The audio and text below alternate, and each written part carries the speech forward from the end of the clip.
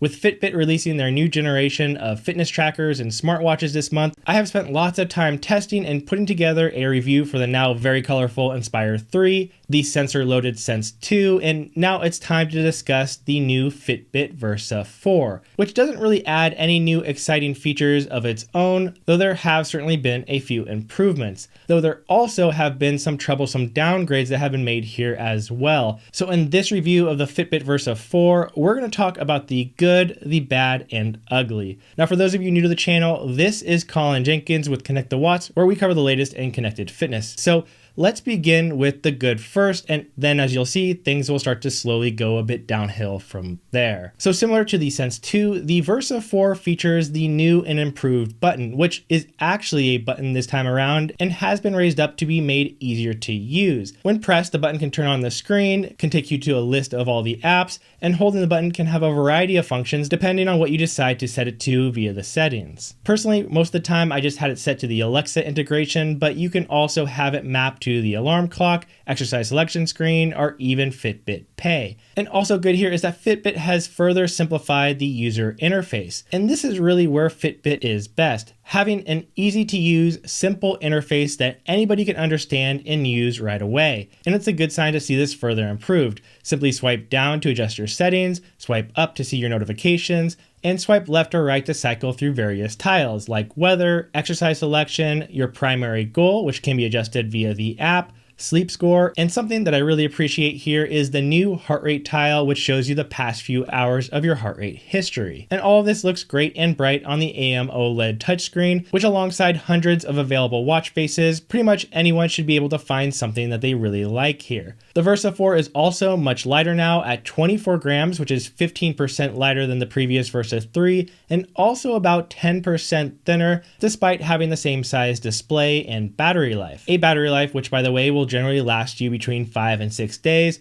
although if you have the always on display on, that'll drop down around 50% to 2 to 3 days. And it'll be closer to 2 days if you tend to work out outside a lot and utilize the GPS tracking. And since I do, and I turn the brightness all the way to the max settings so it's nice and easy to see outside, the battery has been lasting around 2 days for me, which is pretty decent. The battery is also fairly quick to charge, taking around 12 minutes to get a full day's worth if you're not using that always on display. Now in terms of workout tracking, Fitbit has 41 options to choose from, which is twice as many as their lower priced fitness trackers. Similar to the Sense 2 and Charge 5, the Versa 4 also has its own integrated GPS as well, so you don't have to run with your phone if you don't want to, though you probably still will, given the fact that the Versa 4 no longer provides music support, but we'll talk more about that in a bit. The workout screen is very simple, primarily showing you just one main metric at a time, which can be adjusted by pressing the screen. It's not going to be a great tool for somebody who likes to see a wider range of running metrics at once, so it's really only, again, for somebody who wants something more simple and easy to follow. In terms of the GPS accuracy, I've actually found the Versa 4 to be quite good for the price. The GPS tracking stays on target pretty well, and though it can be thrown off on occasion, not excessively so, especially for a fitness tracker of this price at $229. As with the Versa 3, the Versa 4 is water resistant, rated for 50 meters of depth, so it is perfectly fine to swim with or take into the shower. Now while you sleep, the Versa 4 will track a variety of health metrics including your breathing rate,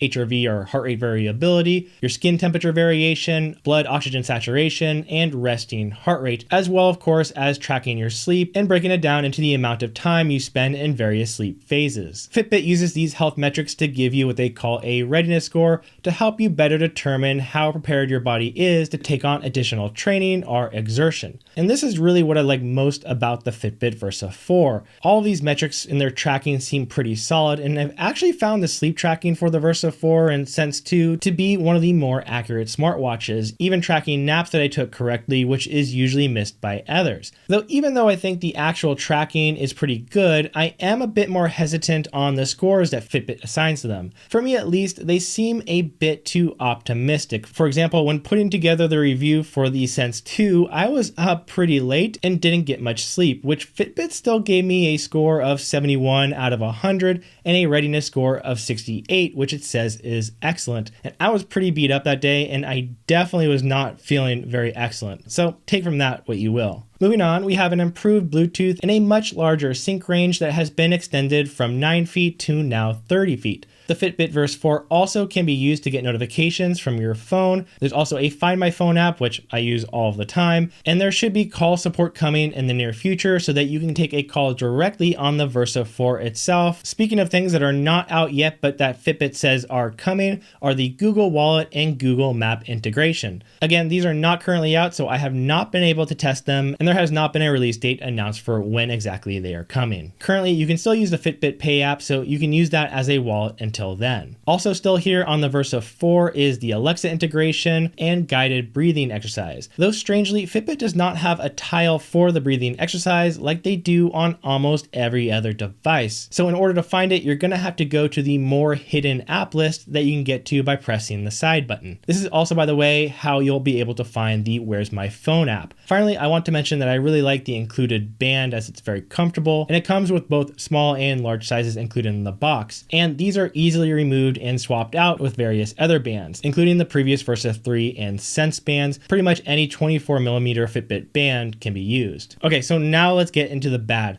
So while I found the accuracy of the GPS and the sleep to be pretty solid, I had a lot less luck with the heart rate tracking during exercise. At rest, or when not doing a tough workout, it seems to do pretty well, but once I start to do a bit more higher intensity exercise, I found the Fitbit Versa 4 to have a bit of a lag, often taking a minute and sometimes even more to catch up to where my heart rate actually was. Now, it's not too bad for lower effort continuous work, but for interval training or harder workouts where your heart rate spikes more, it seems to be pretty unreliable. The other thing that's not great is that many features like the daily readiness score, your sleep profile and analytics, as well as the included wellness report, games and challenges, and video workouts are all locked behind the Fitbit Premium membership. You do get 6 free months of this membership with the purchase of the Fitbit Versa 4, but it'll cost you around $10 per month to continue after that. Okay, so now let's get into the ugly, and that is the significant downgrades that have been made to the Versa 4 over the Versa 3, with many features now having been removed. The removal of the snore and noise detection is sort of a bummer. The removal of the ability to use Google Voice instead of Alexa is also sort of a bit bewildering, but it is the complete removal of third-party support and music support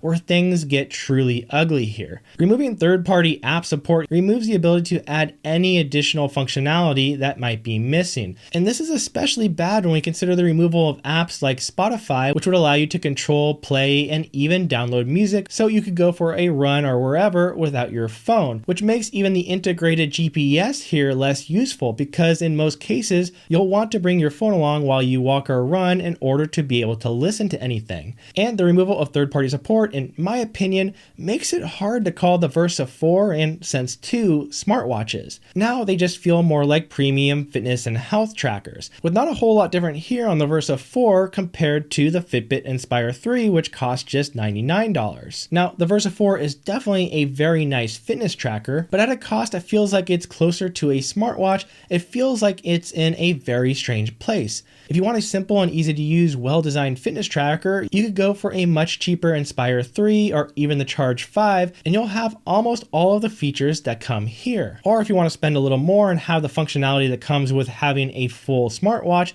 you can probably just get the Apple Watch SE or the upcoming Pixel Watch. So the Versa 4 is really only for somebody who wants a fitness tracker but is willing to pay a lot more to make it the nicest looking version of one. And likely that's the point, to further separate the Fitbit from the upcoming Pixel Watch, which will utilize a lot of the Fitbit workout and health functionality, which means most people should probably just wait for the Pixel Watch or try to find a Versa 3, which isn't that much different than the Versa 4, but still has all of the features which have now been removed. Now, if you haven't seen my review of the Fitbit Sense 2, that is pretty much the Versa 4, but with an additional body reaction sensor to track and measure stress. So check that review out here, though that review is a bit more positive as it was not clear at that point that the third-party support was being taken away. Again, this is Colin with Connect the Watts. Appreciate you being here and see you next time.